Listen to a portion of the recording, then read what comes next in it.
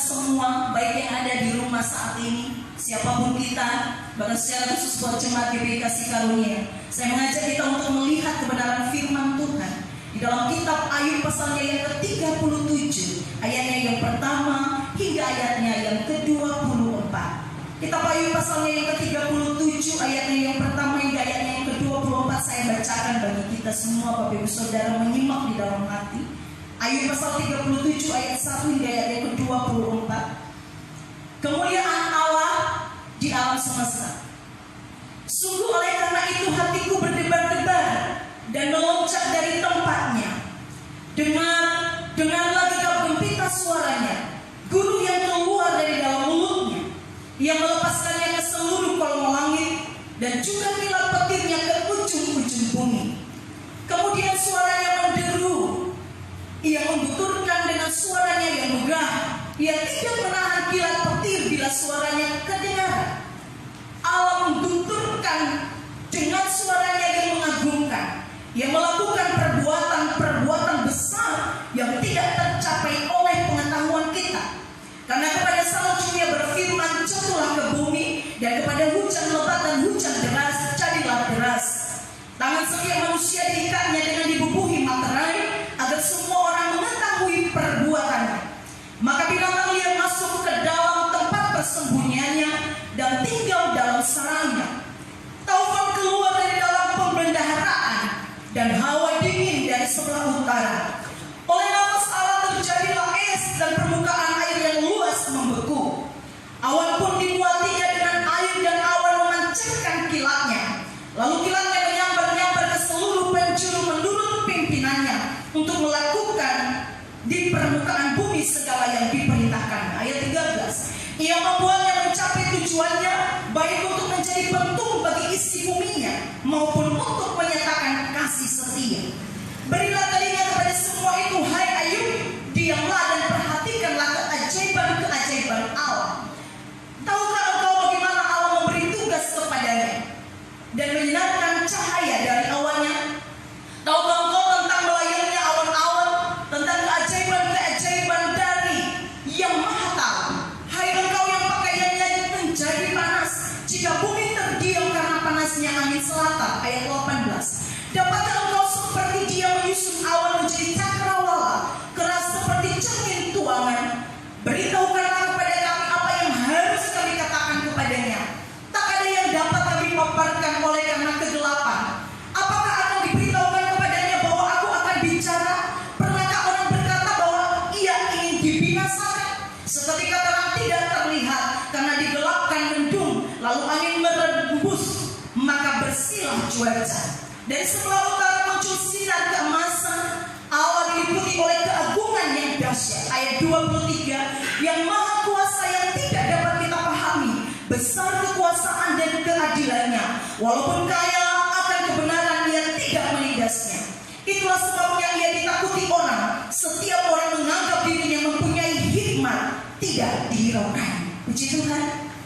Bapak Ibu Saudara yang dikasihi di dalam Tuhan Yesus Kristus, demikian bacaan firman Tuhan yang berbahagia kita yang bukan hanya sebagai pembaca dan pendengar, namun sebagai pelaku firman itu siang dan malam. Jika lembaga Alkitab Indonesia memberikan judul perikop di sini adalah kemuliaan Allah di alam semesta, namun saya mau mengangkat satu judul perikop. Tema buat kita hari ini untuk perikop ini adalah Allahku Maha Besar. Amin. Boleh sama-sama katakan Allahku Maha Besar. Allahku Maha Besar. Tema kita untuk hari ini bahwa Allah kita Maha Besar. Kalau kita melihat Bapak Ibu Saudara yang dikasih dalam Tuhan, di dalam perikop pasal yang ke-37 di Ayub ini adalah merupakan perkataan Elihu yang ditujukan kepada Ayub sahabatnya. Dikala Ayub sedang berada dalam penderitaan, dikala Ayub sedang berada dalam duka, dikala Ayub sedang berada di dalam kecemasan. Dari mulai pasal 35 sampai 37 ini adalah ungkapan Elihu yang jauh sebelumnya sesudah ada beberapa sahabat daripada Daud yang sudah mengungkapkan hal-hal untuk menasehati Daud. Ada Elifaz, ada Bildad, dan ada Zofar. Ada 3 sahabat Daud sebelum Elihu berbicara sudah menyatakan dan menyampaikan beberapa hal untuk mengingatkan Ayub. Mereka menganggap, mereka sepakat bahwa sesungguhnya penderitaannya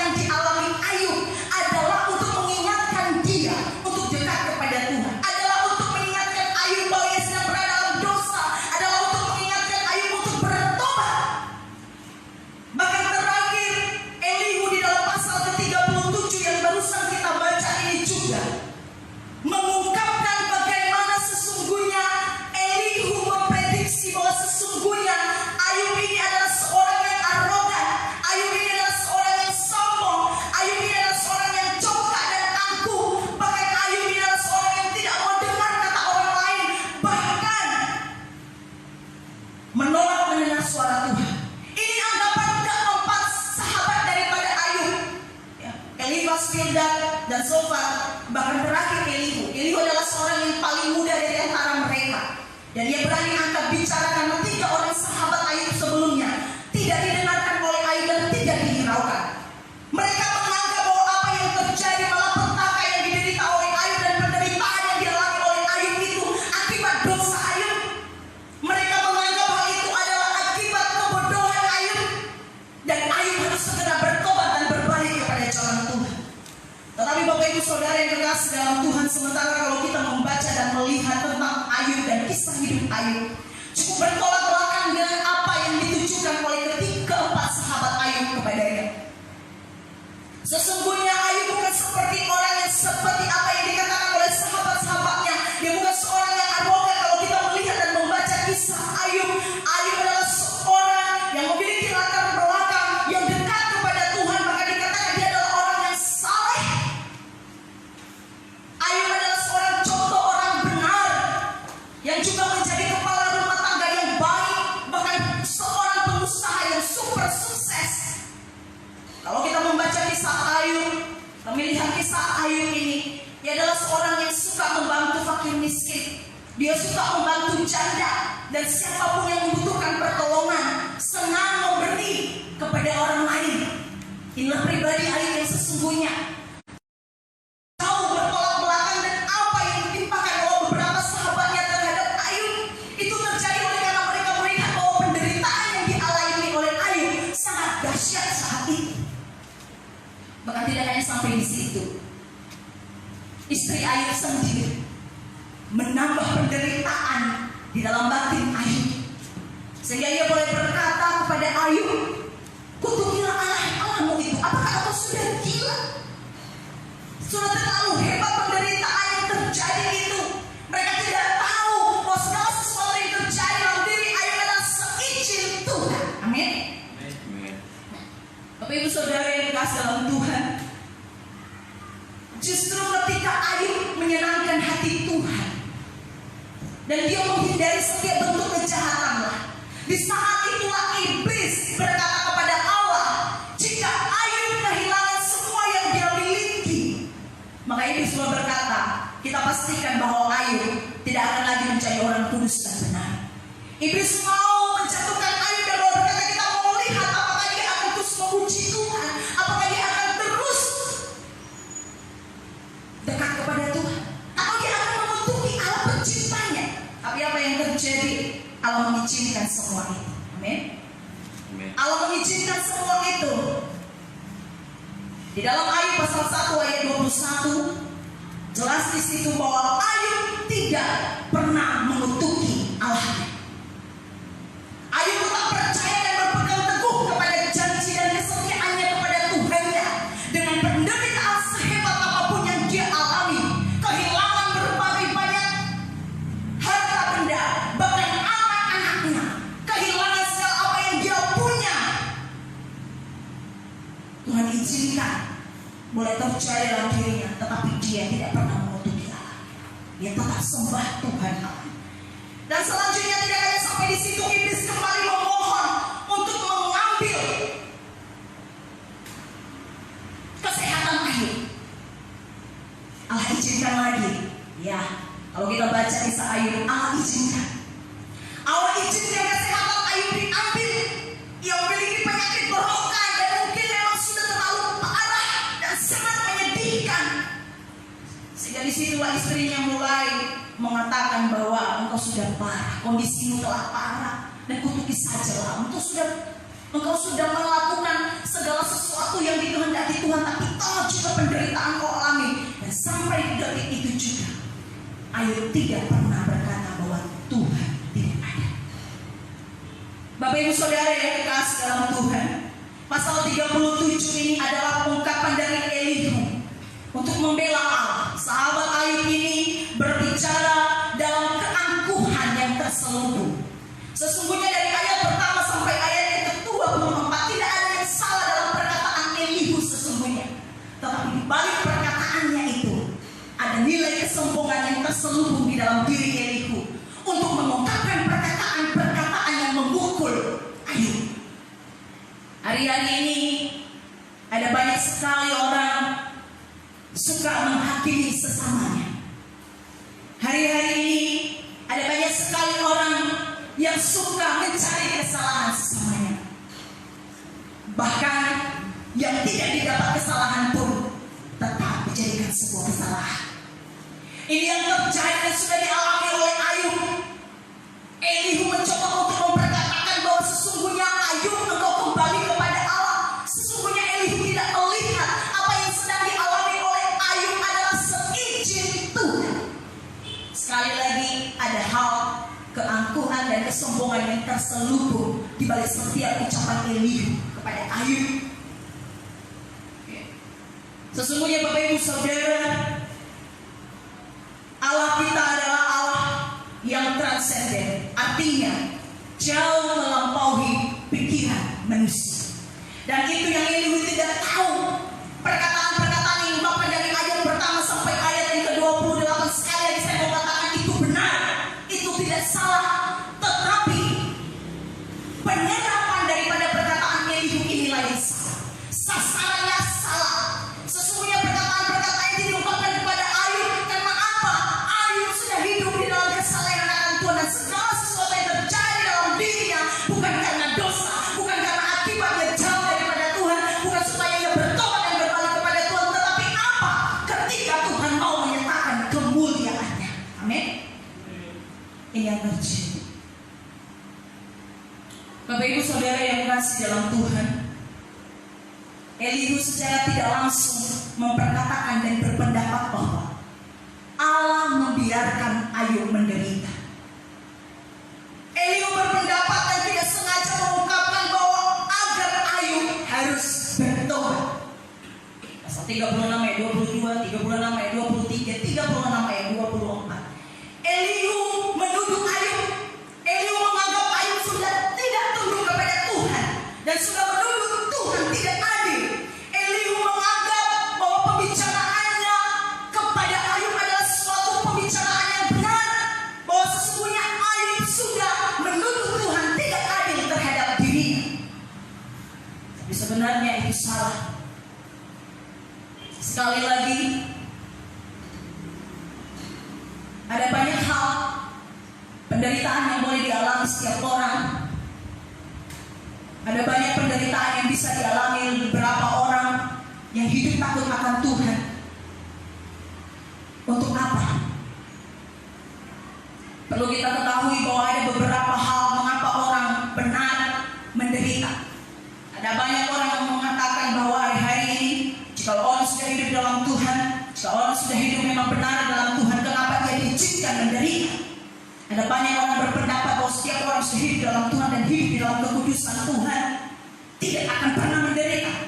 Tapi saudara, perlu kita ketahui bersama ada beberapa hal, dan saya tidak mau bahas terlalu dalam karena saya mengungkapkan ada 5 hal kenapa orang benar bisa menderita. Yang pertama, oleh karena adanya kejahatan di dunia. Hal ini bisa kita lihat di dalam Yakobus pasal 1 ayat 15. Ada juga di dalam Roma 5 ayat 12, Roma 8 ayat 20 sampai 22, dan Yohanes 16 ayat 33. Segala penderitaan yang dialami oleh orang benar itu terjadi oleh karena adanya kejahatan di dalam dunia. Kedua, oleh karena penghakiman Allah atas orang yang telah berbuat dosa. Yang ketiga, Allah sedang membentuk kita menjadi orang Kristen yang lebih baik. Jadi ketika ada penderitaan, ketika ada cobaan, ketika ada deraan, ketika ada kemelut, percaya bahwa saat itu Allah sedang membentuk kita untuk menjadi Kristen yang lebih baik. Amin. Yang lebih baik. Itu ada di dalam, kita bisa lihat nanti di dalam Yakobus pasal 1 ayat yang kedua sampai ayat yang keempat. Hal yang keempat adalah supaya menjadikan kita serupa dengan gambar dan rencana Tuhan.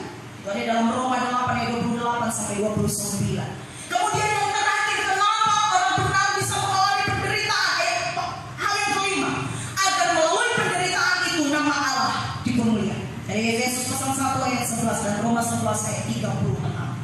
Jadi Bapak Ibu Saudara, Allah punya rencana di balik segala sesuatu di dalam kondisi tertentu. Amin. Sekali lagi, Allah punya rencana di balik suatu kondisi tertentu dalam setiap kehidupan kita. Roma 11 ayat 33 ayat 36, mari kita baca. Roma 11 ayat ayat 33 sampai ayatnya yang ke-36. Saya baca bagi kita. Oh, alangkah dalamnya kekayaan hikmat dan pengetahuan Allah. Sungguh tak terselidiki keputusan-keputusannya, dan sungguh tak terselami jalan-jalannya. Sebab siapakah yang mengetahui pikiran Tuhan? Atau siapakah yang pernah menjadi penasihatnya? Atau siapakah yang pernah memberi sesuatu kepadanya sehingga ia harus menggantikannya? Ayat 35. Sebab segala sesuatu adalah dari Dia, dan oleh Dia, dan kepada Dia. Bagi Dialah kemuliaan sampai selama-lamanya. Ini menunjukkan bahwa sebab Dia Tuhan yang besar, sebab Tuhan yang dahsyat, Tuhan yang luar biasa, jauh daripada apa yang kita pikirkan. Amin. Amin. Amin. Itu sebabnya saya mengatakan bahwa Tuhan kita Tuhan yang maha besar, Allah kita Allah yang maha besar. Karena tidak ada yang seperti Tuhan kita. Dari Dia, oleh Dia, untuk Dia kemuliaan sampai selama-lamanya. Tidak ada yang dapat menandingi kuasanya. Sekali saya mau katakan bahwa setiap kondisi tertentu yang terjadi dalam setiap hidup kita, Tuhan punya rencana di balik semuanya itu. Termasuk kondisi saat ini yang telah terjadi bagi kita. Hari-hari ini mungkin kita dilanda oleh kecemasan, ketakutan dunia. Bukan hanya saja Indonesia, bumi, dunia sedang mengalami kecemasan, ketakutan, sedang mengalami kemelut dan perjuangan untuk bebas dari virus yang saat ini sedang mewabah dan banyak menelan korban. Tapi Tuhan mau katakan hari ini, di balik semuanya itu Tuhan punya rencana. Sebab Dia Tuhan yang maha besar. Jadi dengan apakah kita dapat berkata bahwa Tuhan kita adalah Allah yang maha besar? Sesuai dengan tema kita tadi bahwa Tuhan kita adalah maha besar. Bagaimanakah orang Kristen, bagaimanakah orang percaya boleh berkata bahwa Allahku adalah Allah yang maha besar? Dan dengan apakah kita mengenal kebesaran kuasa-Nya? Tidak hanya sekedar ungkapan, tidak hanya sekedar ucapan mulut saja, tetapi ada beberapa hal yang akan kita lakukan, Bapak Ibu Saudaraku, sesuai dengan perikop ini. Ada beberapa bagian, ada 4 bagian. Yang pertama, di ayatnya yang ke-13 saya baca.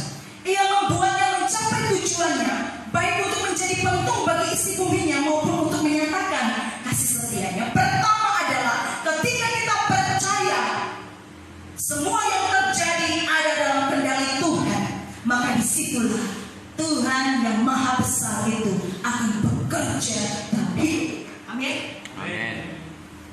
Ketika kita percaya bahwa semua terjadi di dalam kendali Tuhan, dan di sini kita boleh menyadari bahwa ada kepedulian Tuhan di dalam setiap penderitaan dan kondisi apapun yang telah terjadi dalam hidup kita saat ini. Saya tidak tahu kemelut apa yang sedang terjadi bagi kita hari ini. Tidak hanya sekedar takut oleh karena virus, mungkin takut oleh karena kebutuhan hidup, dan berbagai hal ketakutan-ketakutan yang sedang dipaparkan, diperhadapkan di hadapan kita hari-hari ini. Ketika engkau percaya bahwa semua terjadi ada dalam kendali Tuhan, maka engkau bebas dari ketakutan. Amin. Ketika engkau percaya bahwa semua yang terjadi dalam kendali Tuhan, percaya bahwa Allah peduli dan Allah sanggup menolong engkau. Di situ engkau berkata, Allahku maha besar. Amin. Amin. Ya. Itu hal yang pertama. Hal yang kedua, kita bisa lihat ini di ayat yang ke-14. Berilah telinga kepada semua itu, hai Ayub, diamlah dan perhatikanlah keajaiban-keajaiban Allah. Saya katakan di awal, Bapak Ibu Saudara, bahwa perkataan ini tidak ada yang salah, semuanya benar. Tetapi penerapannya kepada siapa yang sampaikan itu salah. Tapi hari ini kita mau mengangkat satu hati kita untuk boleh berkata bahwa ketika kita berdiam diri dan mau mendengarkan Dia yang adalah Tuhan yang maha besar itu, maka Dia boleh berkata, aku adalah Tuhan yang maha besar dan menunjukkan kebesarannya dalam hidupmu dan hidup. Amin. Amin. Hal yang kedua adalah ketika kita berdiam diri dan mau mendengarkan Dia. Berdiam diri dan mau mendengarkan Dia. Beberapa waktu ini kita sudah disuruh, kita sudah diperintahkan oleh pemerintah untuk kita boleh berdiam diri. Setiap tempat kita masing-masing. Bukan berdiam diri untuk tetap duduk dan tidur saja begitu Bapak Ibu. Tapi hari ini Tuhan mau katakan dalam firman Tuhan, berdiam diri untuk mendengarkan Dia. Amin. Belajar untuk mendengar suara Tuhan. Berdiam diri akan membuat kita tidak sibuk dengan kata-kata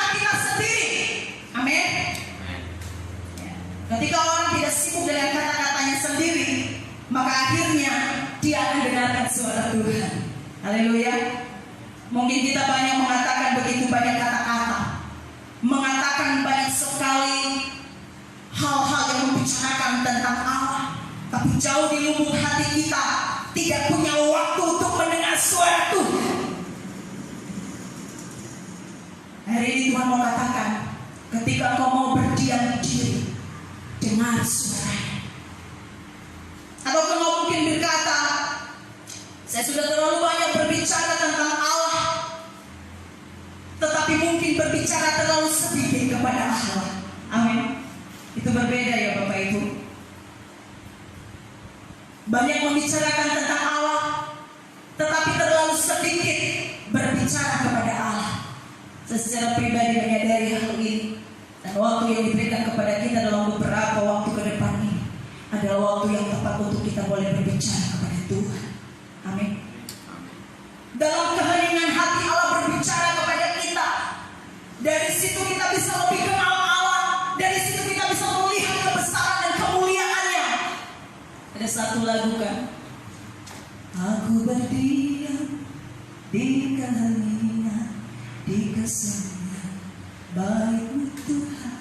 Ketika Anda berada dalam keheningan dan kesunyian baik Tuhan, Anda berkata, biarlah Engkau berkarya dan bekerja berkata-kata. Izinkan Tuhan berkata-kata lebih banyak terhadapmu, sehingga tidak sibuk dengan setiap perkataan-perkataan yang kosong, tidak sibuk dengan perkataan-perkataan yang menuding, tidak sibuk dengan perkataan-perkataan yang tidak membuat pertumbuhan iman ada, baik terhadapmu atau terhadap sesama. Hari itu Allah katakan, ketika engkau mau berdiam diri dan banyak-banyak mendengar suara Tuhan, di situ engkau akan melihat Tuhan Maha Besar, sanggup menaklukkan setiap ketakutan. Amin. Yang ketiga, kita bisa lihat hal ini di dalam ayatnya yang keempat sampai 12 yang sudah kita baca tadi. Saya baca saja ayat 12. Selalu kilatnya menyambar di seluruh penjuru menurut pimpinannya untuk melakukan yang di permukaan bumi segala yang diperintahkannya. Ditambah dengan 16 sampai 18. Tahukah kau tentang melayangnya awan-awan, tentang keajaiban-keajaiban yang Maha tahu? Hai engkau pekai yang menjadi panas, jika bumi terdiam karena panasnya angin selatan, dapat engkau seperti dia menyusun awan menjadi cendrawala, keras seperti cermin tuangan. Yang ketiga adalah ketika engkau memandang dan kagum akan ciptaan Tuhan, maka disitulah Allah akan menyatakan kemahabesarannya dalam hidup. Amin. Selama orang tidak pernah mengagumi apa yang Tuhan sudah kerjakan, maka selama itu dia tetap berkata bahwa Tuhan mungkin tidak akan mampu untuk melepaskan dia dari cengkraman.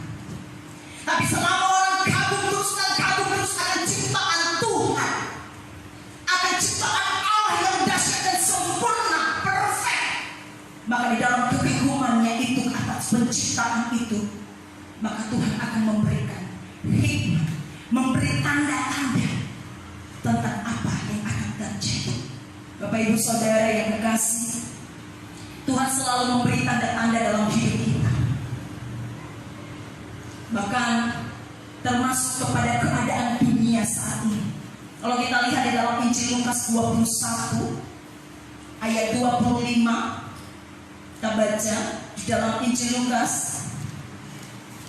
pasal 21 ayat 25 sampai 28. Dan akan ada tanda-tanda pada matahari dan bulan dan bintang-bintang, dan di bumi bangsa-bangsa akan takut dan bingung menghadapi deru dan gelombang laut. Orang akan mati ketakutan karena kecemasan berhubung dengan segala apa yang menimpa bumi ini, sebab kuasa-kuasa langit akan goncang. 27. Pada waktu itu orang akan melihat anak manusia datang dalam awan dengan segala kekuasaan dan kemuliaannya. 28. Apabila semuanya itu mulai terjadi, bangkitlah dan angkatlah mukamu, sebab penyelamatmu sudah dekat. Orang yang selalu mengagumi kemahabesaran Tuhan dan penciptaannya dan segala tanda-tanda yang ada yang ditujukan Tuhan bahwa Tuhan ada, maka orang-orang itu juga yang akan tahu tentang tanda-tanda keadaan dunia. Amin. Saya percaya Bapak Ibu Saudara baik jemaat yang saat ini sedang ada di rumah adalah orang-orang yang diberi hikmat oleh Tuhan untuk mengerti, memahami apa yang sedang terjadi hari-hari ini. Penyingkapan itu boleh terjadi ketika kita tahu bahwa Tuhan kita itu yang menjadikan segala sesuatu yang ada. Ada banyak orang mati karena ketakutan, karena kecemasan. Ini firman Tuhan yang mengatakan, yang barusan kita baca tadi Bapak Ibu, di ayat yang ke-24, kembali 26 saya baca. Orang akan mati ketakutan karena kecemasan, berhubung dengan segala apa yang menimpa bumi ini, sebab kuasa-kuasa langit akan goncang. Ada banyak orang akan mati oleh karena kecemasan, bukan mati karena penyakit, bukan mati karena virus, bukan mati karena apapun, tetapi kecemasan. Ada beberapa orang akan mati oleh karena kecemasan. Firman Tuhan sudah ungkapkan sebelumnya, dan hal itu mungkin yang sedang terjadi hari-hari ini. Benar? Benar, itu yang sedang terjadi. Lawan kecemasanmu, lawan ketakutanmu, supaya kau tidak mati oleh karena kecemasan itu. Tapi lihat dengan apa yang terjadi ini, mengajarkan kita bahwa Tuhan sudah dekat. Amin. Tuhan sudah dekat. Segala situasi yang boleh terjadi hari ini tidak akan menjauhkan hati kita untuk melihat dan memandang kemahabesaran Tuhan dalam hidup kita dan dunia ini. Apa yang boleh terjadi hari ini, mari fokus. Mari Bapak Ibu Saudaraku, secara khusus buat jemaat dikasih karunia dan setiap orang yang mendengar hari ini, fokus kepada hidup kekekalan, tidak kepada hidup yang saat ini. Jangan lalai melihat tanda-tanda yang saat ini sedang terjadi. Jangan terbuai, amin. Jangan terlena. Jangan disibukkan oleh kecemasan itu. Jangan lalai, sekali lagi fokus kepada tujuan kita, yaitu kekekalan. Dan tidak lama lagi firman Tuhan katakan di dalam Injil Lukas ini, kalau kita boleh melengkapinya, saya tidak tahu kapan, tetapi kata Tuhan, Dia sudah dekat. Amin. Ketika orang percaya melihat bahwa Allah sudah dekat, dia akan mempersiapkan diri dengan sepenuhnya dan terus mengagung-agungkan Tuhan dan berkata, Tuhan luar biasa. Kita tidak akan memberi banyak waktu untuk membicarakan tentang kedahsyatan kematian yang terjadi hari-hari ini. Mari berhenti untuk membicarakan hal itu. Mari berhenti untuk memperbincangkan seberapa yang sudah mati. Mari berhenti untuk membicarakan apa yang sedang terjadi hari-hari ini. Tapi mari bicarakan kapan Dia akan datang. Amin. Ketika Allah membicarakan hal itu, bahkan tujuannya akan terfokus, yaitu kepada kedatangannya. Itu hal yang ketiga. Ketika orang memandang kagum dan siap Tuhan, maka di situ ada kebesaran Tuhan. Hal yang keempat, yang terakhir, ketika kita percaya bahwa Allah ada di dalam setiap badan, amin. Tuhan Allah Maha Besar akan terjadi, akan bisa kita lihat, akan bisa kita saksikan, dan Tuhan Allah Maha Besar akan berkarya dalam hidup kita ketika kita percaya bahwa Allah ada di dalam setiap badan. 37 ayat 5, kembali di ayat tadi. 37 ayat 5 dikatakan, Allah mengguntur dengan suaranya yang mengagumkan, yang melakukan perbuatan-perbuatan besar yang tidak tercapai oleh pengetahuan kita. Dan di dalam pasal 36 sebelumnya, ayat 32, 37, ayat 23, yang maha kuasa yang tidak dapat kita pahami, besar kekuasaan dan keadilan yang walaupun kaya akan kebenaran, Ia tidak menindasnya. Ketika saudara percaya bahwa Allah ada dalam setiap badai, maka percayalah, setiap kita manusia yang tidak berdaya ini, yang tidak sanggup untuk membangun jiwa kita sendiri ini, yang tidak sanggup memulihkan hati kita sendiri ini, atau yang tidak sanggup untuk mengatasi setiap ketidakadilan yang sedang kita alami hari-hari ini, percayalah, kebesaran kuasanya dan keyakinanku yang besar itu akan mengatasi badai itu. Amin. Amin. Allah peduli. Ia tahu bahwa kita ini hanyalah debu. Mazmur 103 ayat 14. Kita hanya butiran debu. Kita hanya debu. Dan Allah tahu keterbatasan kita. Allah tahu kelemahan kita. Allah tahu kerapuhan kita. Allah tahu itu keterbatasan pikiran kita. Allah tahu. Justru di atas keterbatasan itulah ada iman. Amin. Jangan pernah menjadikan iman di bawah logika. Jangan pernah menempatkan iman di bawah hikmat yang kau miliki sebagai manusia. Karena apa firman Tuhan katakan? Hikmat yang ada di yang dimiliki oleh manusia sesungguhnya tidak berarti apa-apa di hadapan Tuhan. Ayat 24 di ayat 37 dikatakan, itulah sebabnya ia ditakuti orang. Setiap orang menganggap dirinya mempunyai hikmat, tidak dihiraukannya. Nya di sini adalah Tuhan. Setiap orang berkata saya berhikmat, setiap orang berkata saya berhikmat. Tuhan katakan di ayat 24 ini dia tidak menghiraukannya karena apa? Hikmat yang kita miliki tidak akan melebihi apa yang dipunyai oleh Tuhan. Amin. Amin. Segala sesuatu yang kita punya, pengetahuan dan hikmat yang kita anggap adalah hikmat yang dari diri kita, itu tidak akan dihiraukan oleh Tuhan. Sekali lagi, jangan tempatkan iman di bawah logika. Cari benar-benar kehendak Tuhan dan terus perkatakan bahwa imanmu dahsyat lebih besar mengalahkan segalanya. Amin. Jangan imanmu redup oleh keadaan. Jangan iman saya redup oleh situasi. Tetapi semakin bergejolak badai itu, semakin cari Tuhan dan semakin berkatakan, aku percaya akan kuasa-Nya. Amin. Amin. Jangan dikalahkan oleh ketakutan, saudara. Dan jangan pernah mencari pertolongan sendiri. Hal yang sama sudah dialami oleh murid-murid ketika gelombang datang, ketika badai datang. Mereka berusaha, berapa nelayan dan murid-murid berusaha untuk mengendalikan perahu itu, tapi toh juga tidak mampu. Dan terakhir mereka lalu berseru kepada Tuhan. Jangan jadikan Tuhan alternatif terakhir ketika engkau sudah berjerih payah selelah mungkin untuk mencari jalan keluar akan persoalan yang kita hadapi.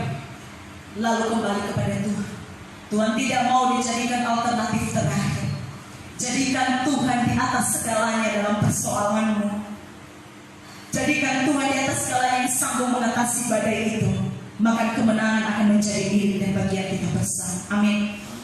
Bapak Ibu Saudara, sehebat apapun kita melindungi diri kita, sehebat apapun kita mencoba menjaga diri kita dan memberikan benteng-benteng pertahanan terhadap diri kita tanpa Tuhan, sekali lagi itu tidak akan pernah berhasil. Hanya Tuhan yang dapat melalukan kita dari setiap ancaman, karena Dia yang mempunyai segalanya. Sekali lagi, akuilah Dia sebagai Allah yang Maha Besar. Mari berkatakan sama-sama, Allahku Maha Besar. Allahku Maha Besar. Dan di saat itu engkau berkata, kita akan menjadi pemenang. Bapak Ibu, kita akan yakin dan percaya bahwa keadaan ini akan segera berlalu. Ini akan berhenti di dalam tangan Tuhan. Dan ketika kita semua sepakat akan hal itu, maka itu akan terjadi. Tetap andalkan Tuhan, tetap tonjolkan iman, lebih banyak untuk mendengar perkataan Tuhan dan membicarakan tentang kebahagiaan Tuhan. Maka bumi ini akan dipenuhi dengan kemuliaan Tuhan. Terima kasih Tuhan, Engkau Maha Besar. Tidak ada yang dapat menandingi kuasa-Mu Tuhan. Dahulu sekarang selama-lamanya. Mulai dari Engkau Allah menciptakan bumi dan segala yang ada di dalamnya ada dalam kendali-Mu ya Tuhan. Dan sampai selama-lamanya mulut kami tidak akan pernah berhenti untuk boleh berkata, Engkau lebih dari segalanya Tuhan. Apa yang dialami oleh Ayub tentu atas seizin Tuhan. Dan mungkin ada banyak orang yang tidak mengetahui hal itu, karena itu adalah rahasia kebesaran Tuhan. Hari ini apa yang terjadi bagi kami? Setiap jemaat Tuhan yang sedang ada dimanapun berada hari ini di rumah masing-masing, Tuhan tolong agar hati kami dan komitmen kami tetap berkata, Tuhan kami tetap Maha Besar.